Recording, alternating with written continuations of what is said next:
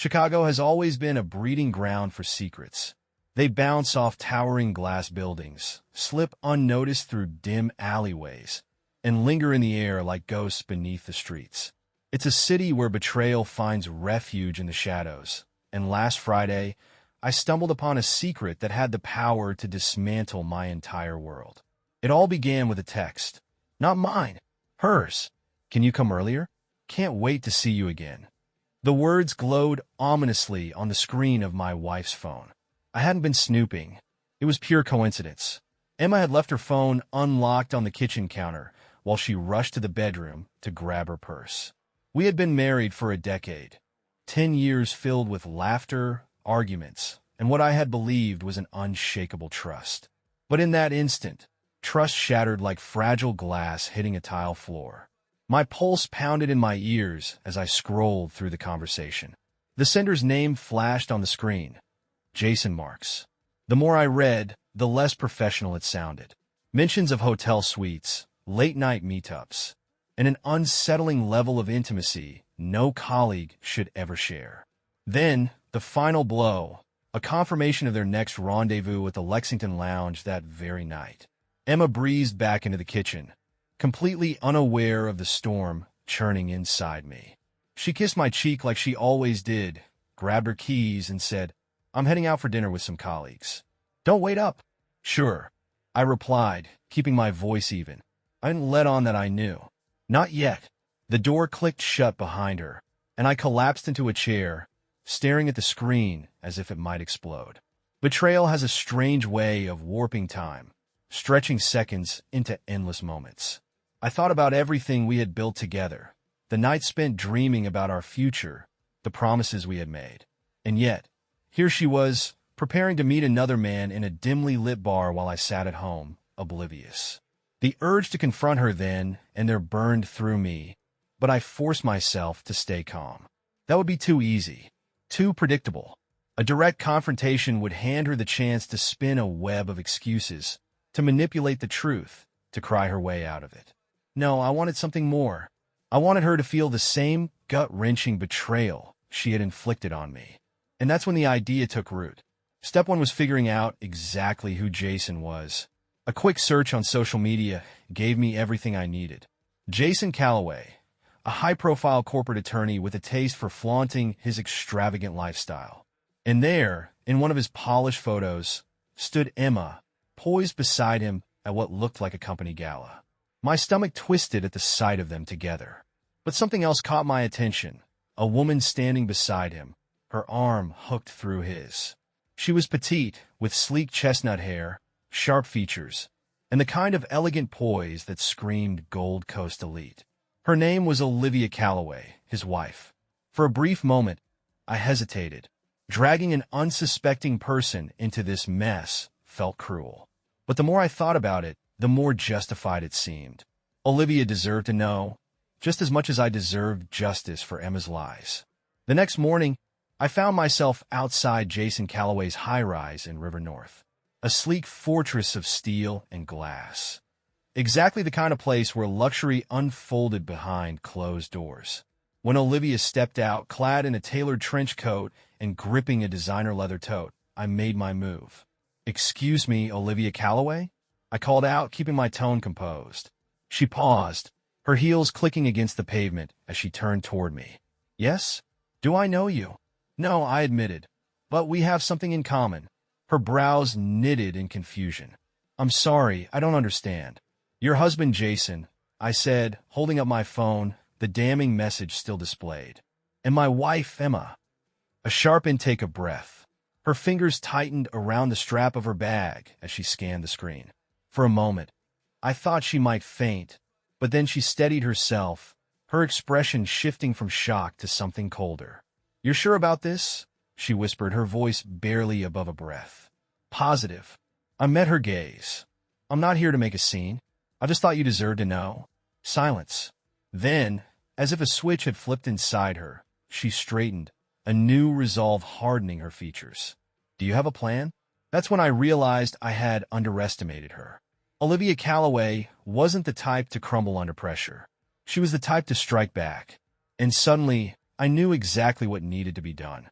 Yes, I said, the gears in my mind spinning faster now. And it involves you. One perfectly arched eyebrow lifted. I'm listening.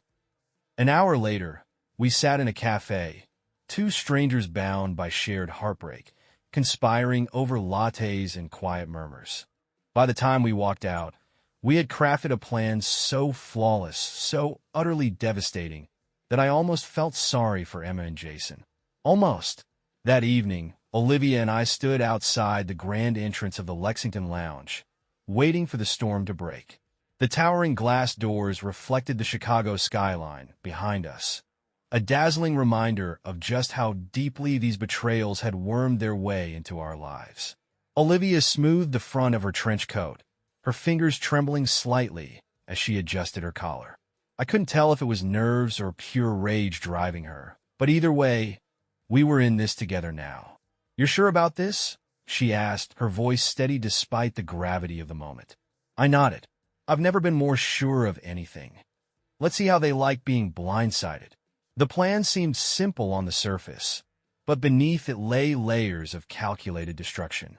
Olivia and I weren't just here to confront them. We were here to turn their perfect little world inside out. If Emma and Jason thought they could sneak around in the dark, then it was time to drag them into the light. As we stepped inside, the low, golden lighting of the Lexington Lounge bathed everything in a rich, opulent glow.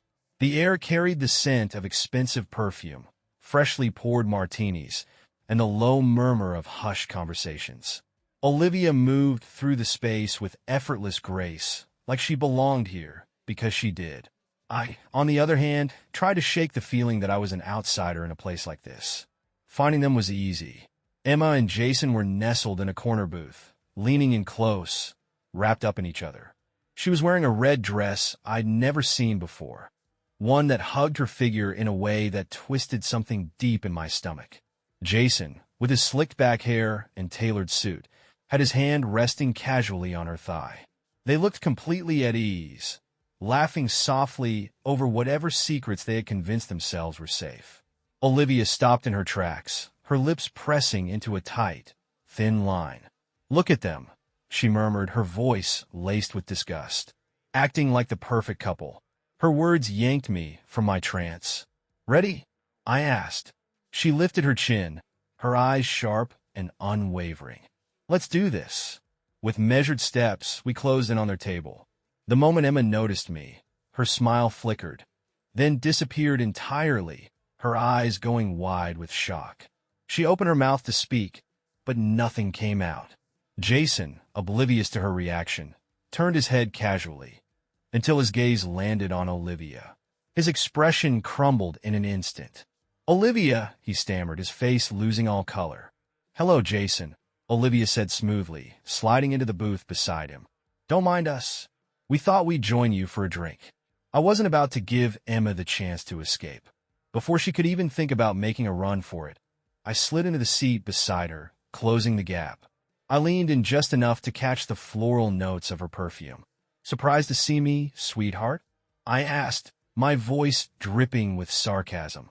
Her mouth opened and closed like a fish gasping for air.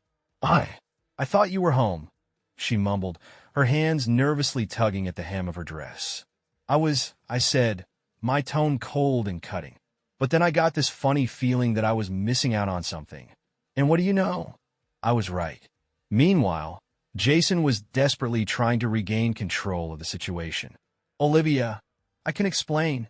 "Oh, I'm sure you can." She cut him off, her voice as sharp as a blade. "You always were good with words, Jason. It's the actions I have a problem with." By now, a few heads had turned in our direction. The quiet hum of the lounge dulled as curiosity spread like wildfire. Emma shifted uneasily, her eyes flicking around the room. "Can we not do this here?" she hissed under her breath. "Why not?"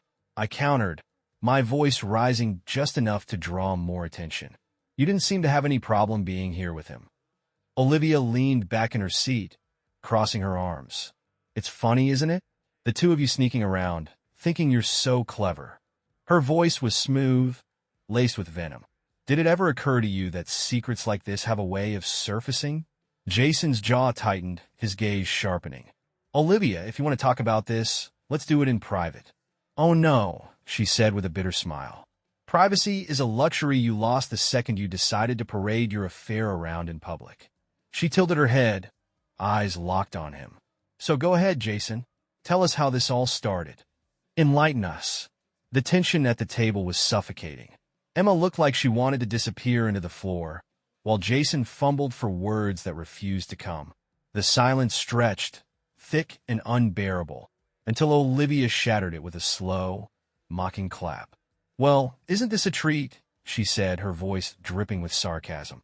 The great Jason Calloway, speechless for once. She smirked. I should record this moment. It's historic. From the nearby tables, a few quiet chuckles echoed. Jason's face burned crimson, and Emma looked dangerously close to tears. Good. Let them squirm. I think we've overstayed our welcome, Emma finally muttered, reaching for her purse. But I wasn't done. Not yet. Leaving so soon? I asked, shifting just enough to block her path. What's the rush? You seemed perfectly comfortable 5 minutes ago. Jason shot to his feet, his chair scraping loudly against the hardwood floor. This is ridiculous. Olivia, let's go. She didn't budge. Instead, she leaned forward, her gaze locking onto his with an unwavering intensity. No, Jason. You can go. Her voice was cool, steady. I'm staying right here. For the first time that night, Jason hesitated, caught off guard. Emma glanced at me, her expression pleading. But I wasn't moving either. This was their mess, and they were finally starting to feel the weight of it.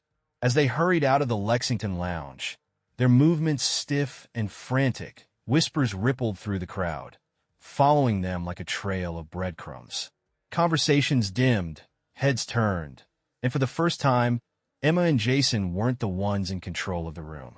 They had spent months, maybe longer, weaving a careful web of deception, convinced they were untouchable. Now, under the weight of exposed secrets and silent stares, they looked like trapped animals searching for an escape. Olivia and I remained in the booth, watching them go, the victors of a battle fought in plain sight. The ice in my drink had melted, the whiskey now watered down, but I took another slow sip anyway, savoring the bitter burn. It wasn't satisfaction, at least not entirely. This was just the beginning. Later that night, the adrenaline hadn't faded. If anything, it had sharpened, fueling something deeper than anger. Revenge wasn't just an idea anymore. It was a need. I sat in my dimly lit living room, the only light coming from the amber glow of the street lamp outside. A bottle of whiskey rested between Olivia and me on the coffee table, 2 glasses half full. The air smelled of aged liquor and the faint trace of Olivia's perfume, subtle, elegant like everything about her. Neither of us had spoken for a while. We were both lost in thought, playing the night over in our minds, piecing together what came next. The scene at the lounge wasn't enough. Olivia finally murmured, swirling the liquid in her glass, watching as it caught the light. Public embarrassment was a good first step, but it can't end there. She looked at me then, her expression hardened with the same fury simmering inside me. We need to hit them where it actually hurts, where it leaves a scar. She was right. That confrontation had been satisfying, but it was only a scratch on the surface. What Emma and Jason had done to us wasn't just some petty betrayal. It was a deliberate, calculated destruction of trust. We needed something bigger, something that would make them feel the same sense of devastation they had forced upon us. I leaned back in my chair, staring at the ceiling as the pieces started to click into place. My mind raced, weighing every possibility, every consequence. Then it hit me. I sat forward, resting my elbows on my knees. What if we used their own affair against them? Olivia's brow lifted, intrigued. How? Think about it, I said, my voice picking up momentum. Jason's not just some nobody. He's a high-profile attorney. His entire career is built on trust, discretion, and a spotless reputation. I gestured vaguely with my glass. And Emma? She spent years crafting this perfect image, devoted wife, loving mother, the suburban dream. I met Olivia's gaze, waiting for the realization to sink in. What happens when we strip all that away? She leaned back, exhaling slowly, her lips curling into a slow, knowing smile. You're talking about going public. I shook my head. Not just public. I leaned in, lowering my voice. Controlled. Precise. We don't just throw this out there. We shape it. We didn't just want scandal. We wanted destruction. We sat there for hours, fueled by whiskey and shared rage, dissecting every possible outcome, crafting a plan so precise that when the time came, there would be no way to undo it. Olivia had access to Jason's private accounts, bank statements, travel records, client logs. And I had already spent the better part of the day combing through Emma's emails, texts, even her private social media messages. Between the two of us, we had gathered a stockpile of evidence, so damning it felt like we were preparing for war. Screenshots of their texts, candid photos of their secret meetings, hotel receipts with timestamps that left no room for doubt. It was all laid out in front of us, spread across my living room floor. The sheer volume of it was staggering. Looking at it now, it was almost laughable how sloppy they had been, how reckless. Emma and Jason had convinced themselves they were untouchable, that their affair was some well-guarded secret.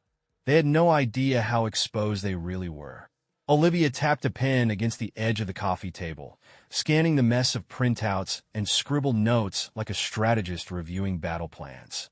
"All right," she murmured, exhaling slowly. "We have the evidence. Now, where do we hit them?" I leaned back, rubbing a hand over my jaw, considering the possibilities. There were countless ways to destroy them, but if we wanted to make it count, we had to be smart. Surgical. Then it hit me. "Jason's firm," I said, leaning forward, my voice sharper now.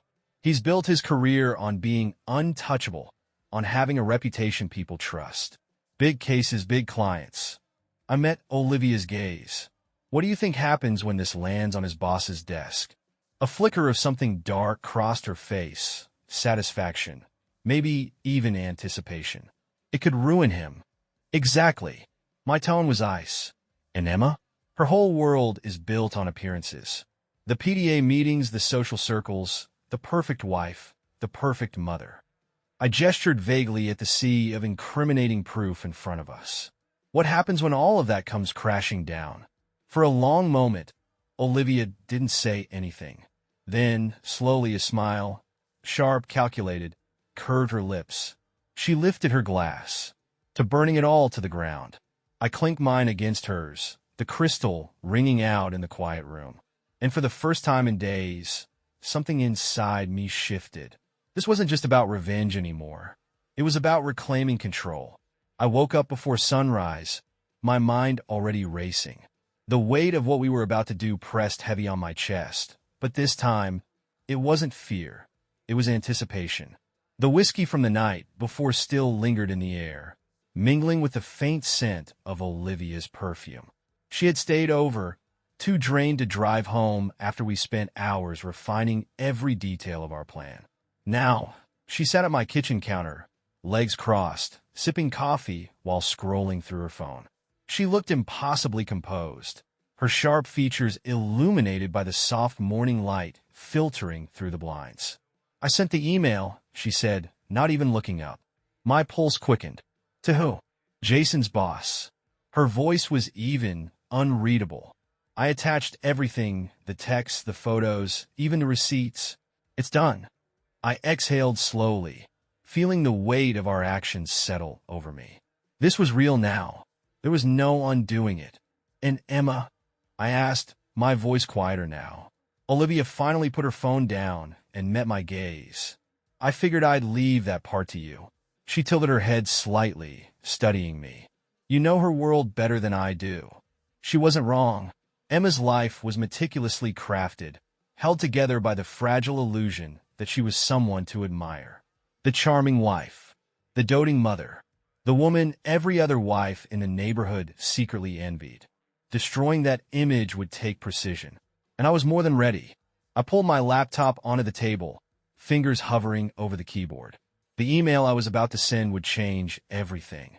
Every PDA member, every neighbor, every so-called friend who had ever smiled in Emma's face would know the truth. Olivia leaned in slightly, reading over my shoulder.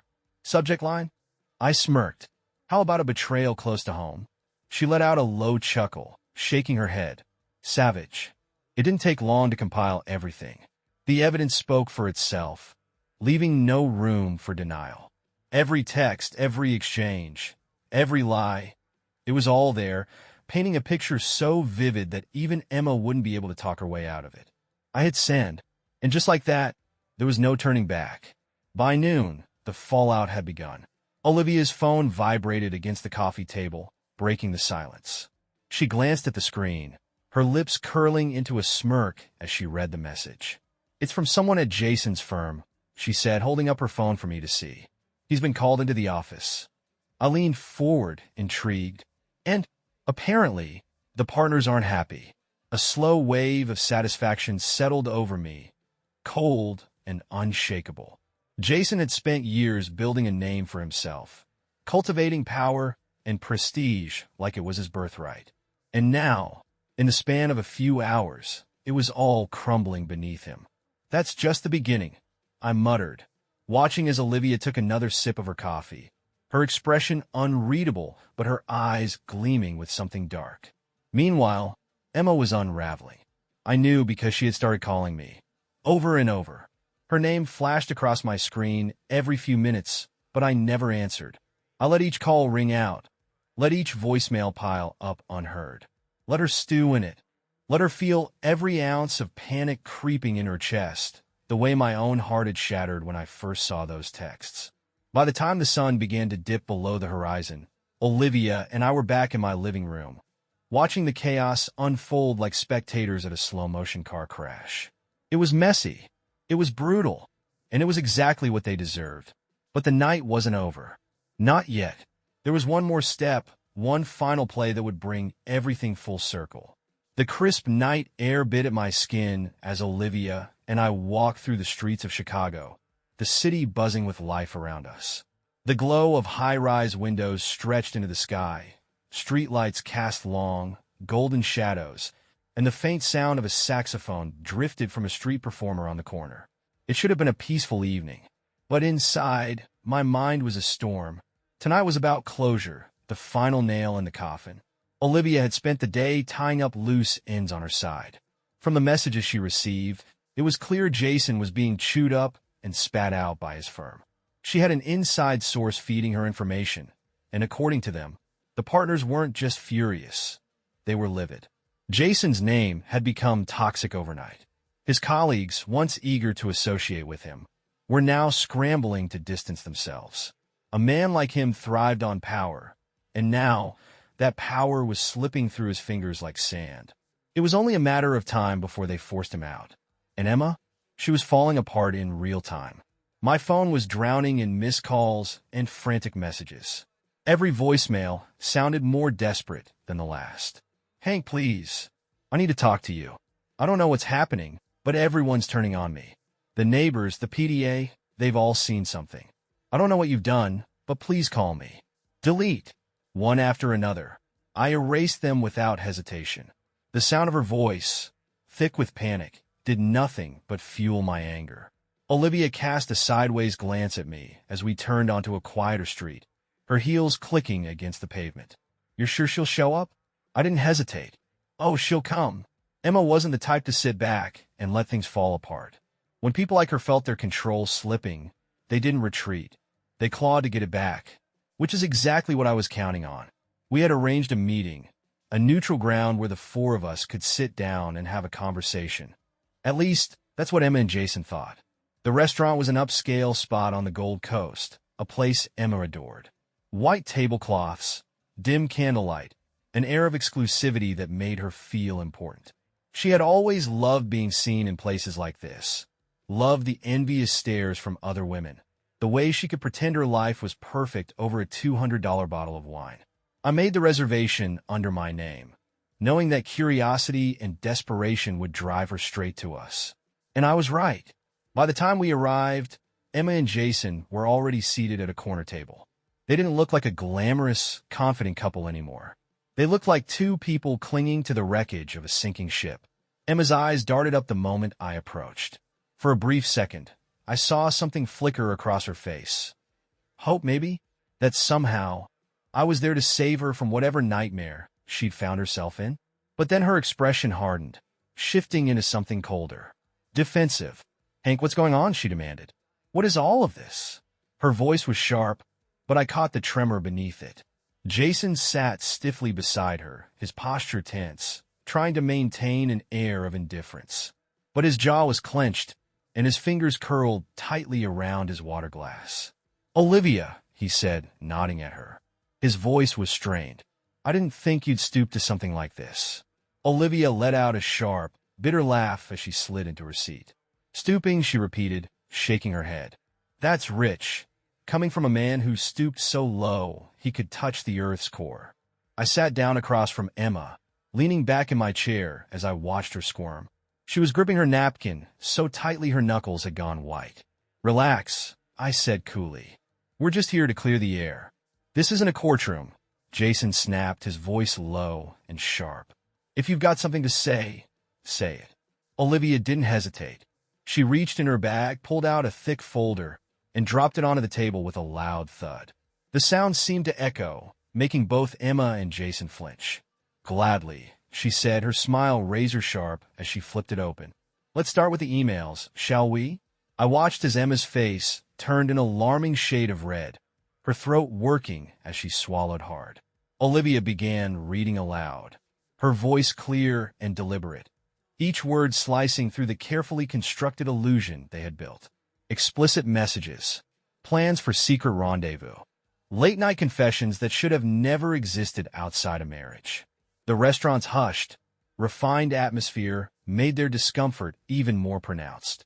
A few diners at nearby tables stole curious glances in our direction, picking up on the tension crackling between us. The clinking of silverware had slowed, conversations dipping into whispers.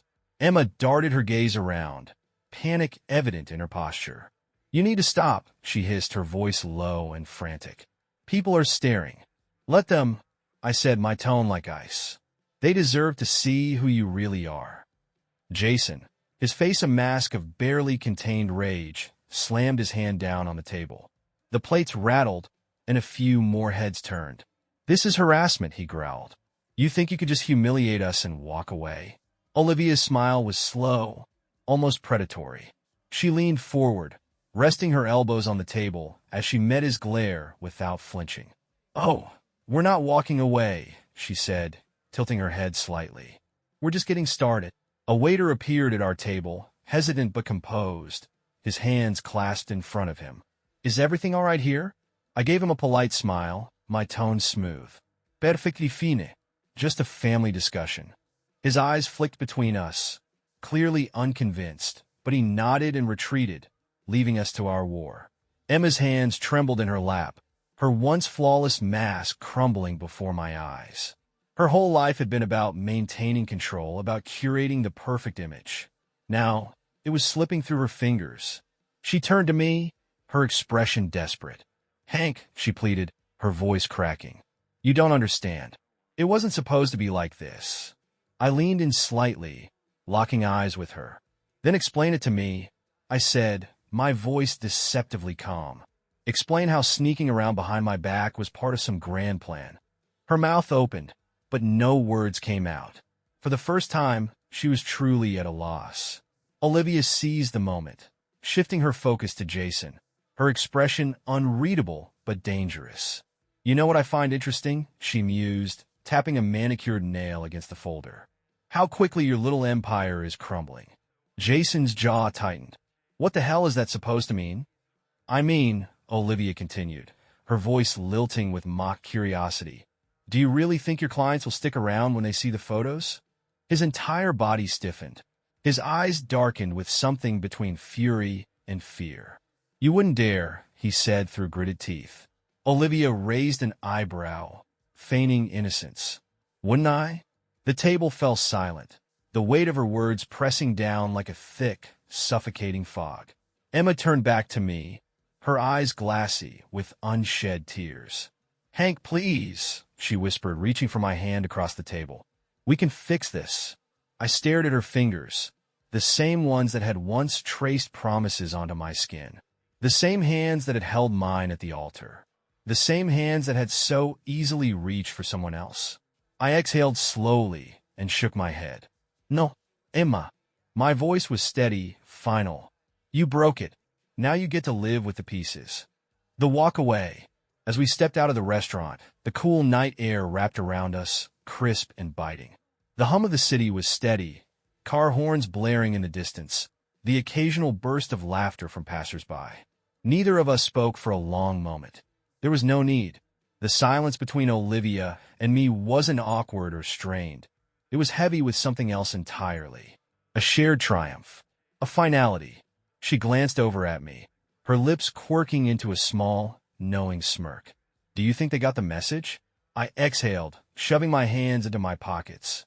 Oh, they got it, I said, my voice steady.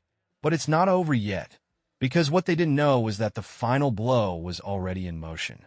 The fallout from our confrontation at the restaurant had been immediate and devastating. Emma and Jason were no longer in control, no longer the ones dictating the narrative. Instead, they were scrambling, clutching at the unraveling threads of their carefully constructed lives. The damage was swift, irreversible. Jason's firm was already whispering, and Emma's social circle was turning against her, the cracks spreading faster than they could cover. But for Olivia and me, this wasn't the end. This was only the beginning. It started with a phone call the morning after. I had been digging into Jason for weeks, long before Olivia and I had joined forces. And what I found painted him as more than just a cheating husband.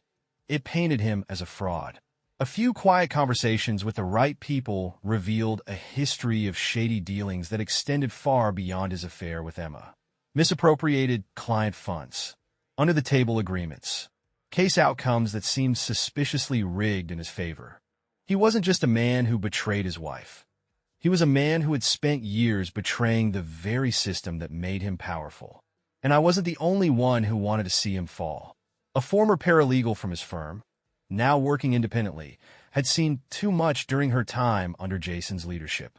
She had stories to tell, one she was more than willing to share. On record, I passed everything to Olivia, watching as she scanned the documents, her expression unreadable at first. Then, slowly, a smile curled at the corners of her lips, her eyes gleaming with something sharp and lethal. This isn't just personal anymore, she murmured, her voice cool with satisfaction. This is justice. And Emma? She had no idea that her downfall was coming from an entirely different direction. While Olivia was systematically dismantling Jason's professional empire, I had been laying the groundwork for Emma's social ruin. The emails I sent to her friends, neighbors, and PDA board members were only the beginning. The whispers had already begun, slithering through the very circles she once ruled. The PDA, once her sanctuary, was now a battlefield, her once loyal allies becoming vultures, picking at the carcass of her reputation. And when a particularly ruthless mom, one who had spent years secretly resenting Emma's superiority, started a rumor that she had been sleeping with more than just Jason, I did nothing to stop it. Was it true? I didn't care. Let her feel the sting of judgment from the very people she had spent her life trying to impress. But the real masterpiece? That came from Olivia. I have an idea, she said one evening, her voice laced with something close to excitement as she set down her glass of bourbon. I looked up from my laptop. An idea? She leaned in slightly, her smirk edged with mischief. It's a bit unconventional. I raised an eyebrow. Unconventional how? Her fingers traced the rim of her glass as she studied me. We invite them to a party. Together. I blinked. You mean the four of us? In the same room? Exactly. She sat back, crossing her legs, her gaze gleaming.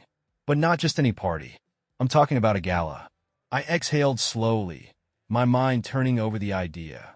A public event, she continued, her tone deliberate. Somewhere they can't just run.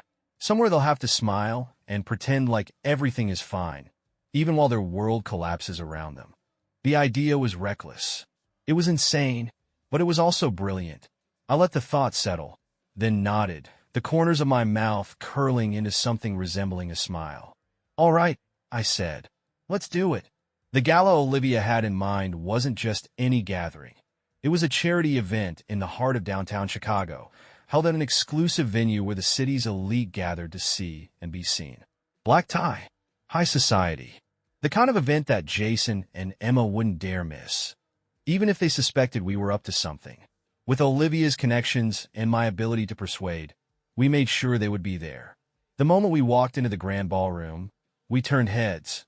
The room itself was dazzling, gold chandeliers casting a warm glow over a sea of elegantly dressed guests, polished marble floors reflecting the swirl of gowns and pressed tuxedos, the soft hum of cultured conversation underscored by the gentle clinking of crystal glasses. But as much as the venue radiated sophistication, Olivia stole the attention effortlessly. She was breathtaking in a sleek black gown that hugged her figure perfectly, the deep cut of the dress accentuating her sharp elegance. The fabric shimmered under the lights, drawing eyes as we moved through the crowd. And me? I had shed my usual casual attire for a tailored tuxedo, every detail calculated. If we were going to play this game, we were going to do it in style. It didn't take long to spot them. Near the bar, standing close but not quite touching, Emma and Jason were doing their best to blend in, to maintain the illusion that they still belonged in this world. Their smiles were thin, their laughter forced. They looked every bit the polished power couple they had always presented themselves as. But I could see the cracks. Emma's eyes darted around the room, her nerves barely contained, while Jason's jaw was clenched so tightly I thought it might snap. Showtime. Olivia murmured the word under her breath, her voice barely audible over the hum of conversation. With measured steps, we made our way toward them. Jason, Olivia said brightly, her tone dripping with mock warmth. So good to see you. She turned to Emma, her smile widening. And Emma, don't you look stunning tonight? The color drained from Emma's face the moment she saw us. Her smile faltered, her fingers tightening around the stem of her wine glass. Olivia. Hank. Her voice wavered. Well, what are you doing here? Oh, we wouldn't miss this for the world, I said smoothly, adjusting my cufflinks like this was just another casual social gathering. A night of glamour, charity, and civic virtue? What's not to love? Jason's gaze hardened, suspicion darkening his already tense expression. You've made your point, he said, his voice tight. Haven't you done enough? Not quite, Olivia replied, her smile sharp as a blade. You see, tonight's a special occasion. Emma frowned. A celebration of what? I took a step closer, lowering my voice just enough to make the hair on the back of Emma's neck stand up. Of exposure. Her fingers twitched. Shall we make a toast? I added with a smirk. Before either of them could react, Olivia gave a subtle nod to the event's host, who stood near the stage, microphone in hand. A moment later, a spotlight illuminated the center of the room, and the host's voice boomed through the speakers. Ladies and gentlemen, may I have your attention, please? The murmur of conversation faded as heads turned toward the stage. The tension at our table solidified into something suffocating, thick enough to choke on. I felt Emma stiffen beside me, her grip tightening on her clutch. Jason inhaled sharply, his fingers twitching at his sides. The host continued, his voice light, oblivious to the storm brewing in the crowd. We'd like to take a moment to recognize some very special individuals tonight. He glanced down at his notes, then looked back up with an affable grin. Jason Calloway, please step forward. The words hit like a gunshot. Jason froze. Every ounce of color drained from his face. Beside him, Emma's hand shot out, clutching his arm in a desperate grip. Don't, she whispered, panic flashing in her eyes. But it was too late. The crowd parted, all eyes falling on Jason as he hesitated, the weight of the moment pressing down on him like a lead blanket. Slowly, reluctantly, he began to move toward the stage. And Olivia and I followed, our steps deliberate, our expressions unreadable. Once we were in full view, the host smiled warmly. Jason, your reputation precedes you. He gestured toward the screen descending from the ceiling. But tonight, we'd like to share a different side of your story.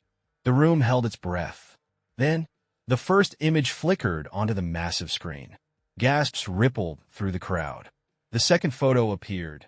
Then the third, the fourth, the damning evidence flashing one after another. Stolen moments in dimly lit bars, secret meetings in high-end hotels, intimate dinners, hands touching, lips brushing.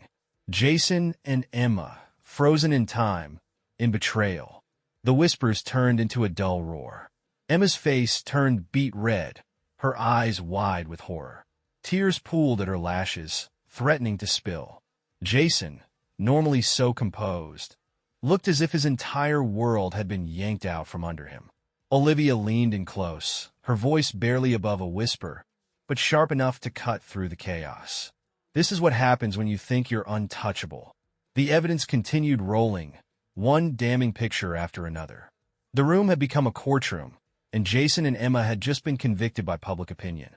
I turned to Emma, watching as she struggled to hold herself together, the tears finally slipping down her cheeks in silent streams. Her mascara streaked, her breathing uneven. Her gaze met mine, her lips trembling. "How could you?" she whispered, her voice barely audible over the murmuring crowd. A bitter laugh escaped me, my head tilting slightly. "How could I?" My eyes darkened. "How could you?" And just like that, the final nail was driven into the coffin of their betrayal. The scene at the gala unraveled faster than I could have imagined. Jason remained motionless, his face frozen in a pale mask of shock, while Emma clung to his arm, as though it was the only thing keeping her upright. Around us, the whispers surged like an oncoming tide. "Is that his mistress? She's married too, isn't she? I cannot believe this." Jason Calloway, of all people. The weight of their disgrace was suffocating. Jason tried to salvage his dignity, to maintain some semblance of composure, but every time another photo flickered onto the screen, showing him in yet another intimate, undeniable moment, his breath hitched. He flinched. Emma's tears were flowing freely now, her foundation streaking, her hands trembling as she clutched at Jason's sleeve. "What do we do?" she whispered, her voice shaking. "We have to leave." Jason's jaw tightened, but he didn't move. Maybe he thought he could recover from this. Maybe he believed he could salvage what little was left of his reputation. Or maybe he was just too stunned to act. It didn't matter. Their perfect world was already crumbling, and there was nothing they could do to stop it. I leaned in closer to Emma, my voice low but firm. "Leaving won't change anything. Everyone knows now."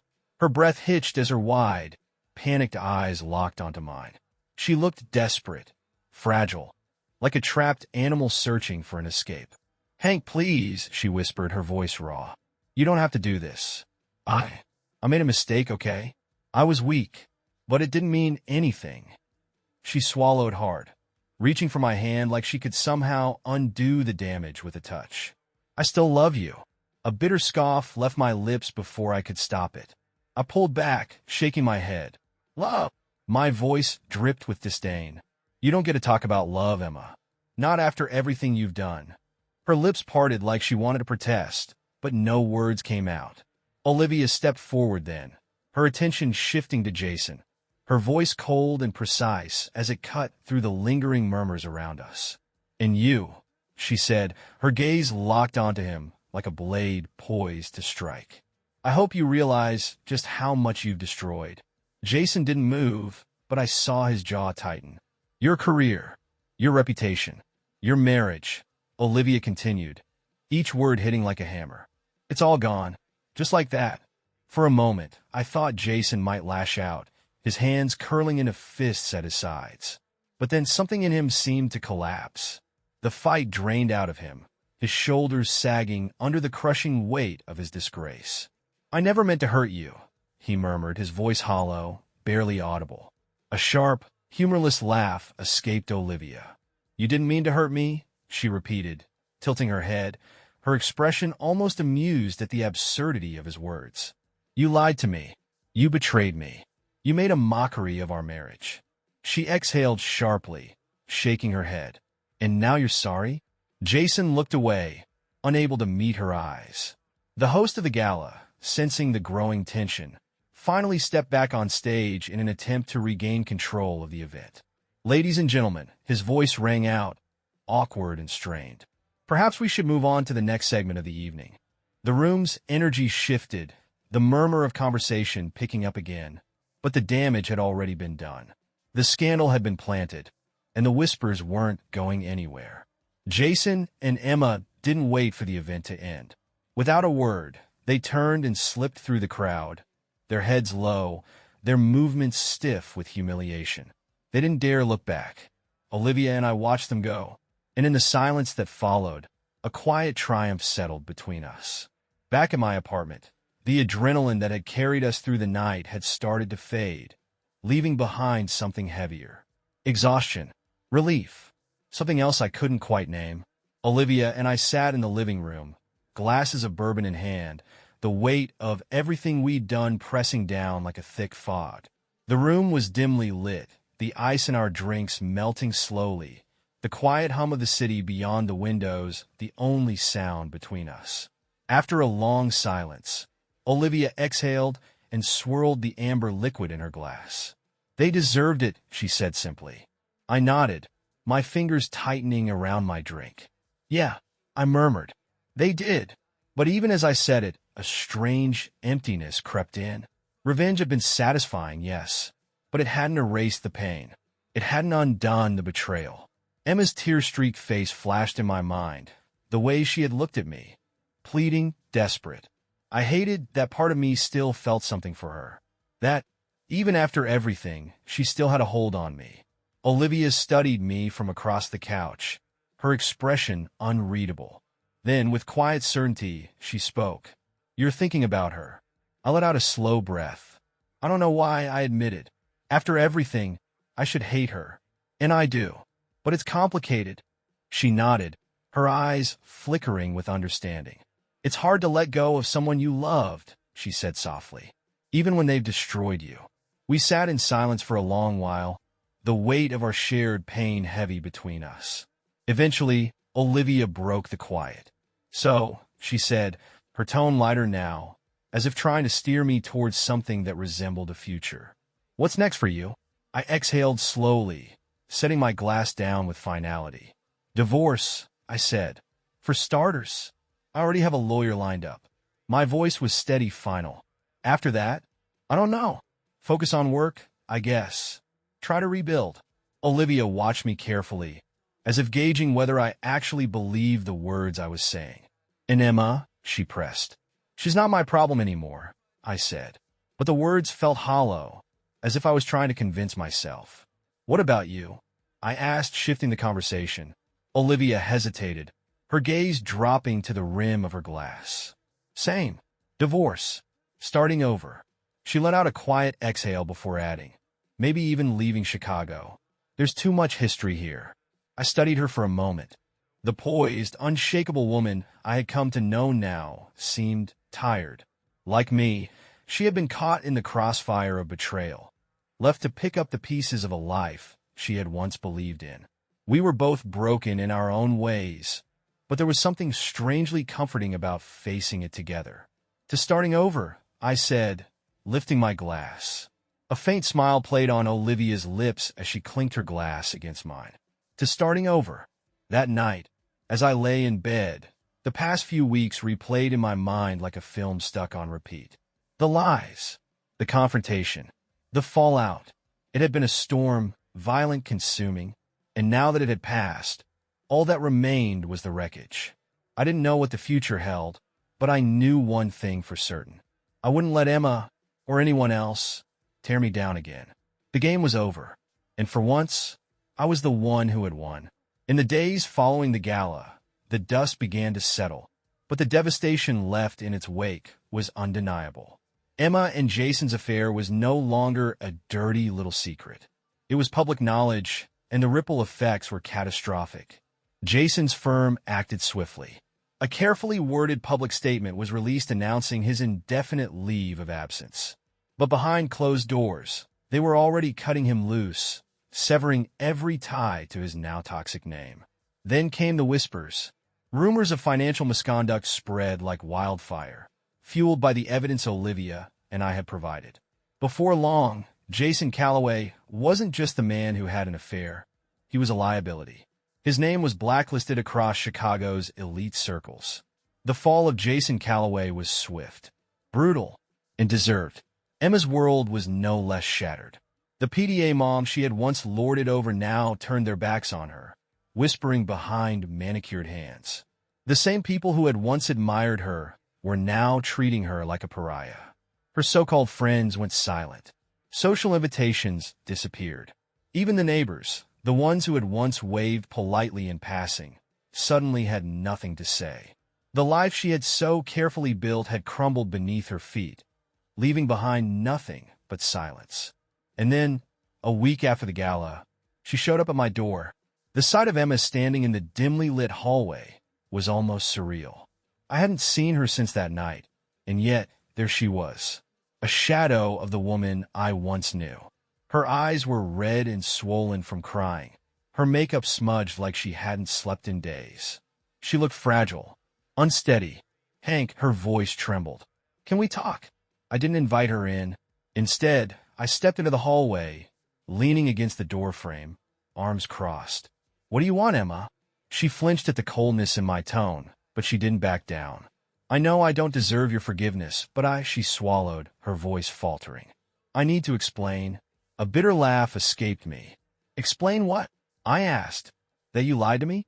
That you cheated on me? That you humiliated me?" Tears welled up in her eyes. "I made a mistake," she whispered, her voice cracking. "A horrible, stupid mistake. But it wasn't because I didn't love you. I lost myself." I stared at her, disbelief rising in my chest. "Lost yourself?" My voice sharpened. "You had a husband who loved you, who supported you, who gave you everything, and that wasn't enough?" She shook her head rapidly, sobbing now. "I know I was selfish. I know I ruined everything.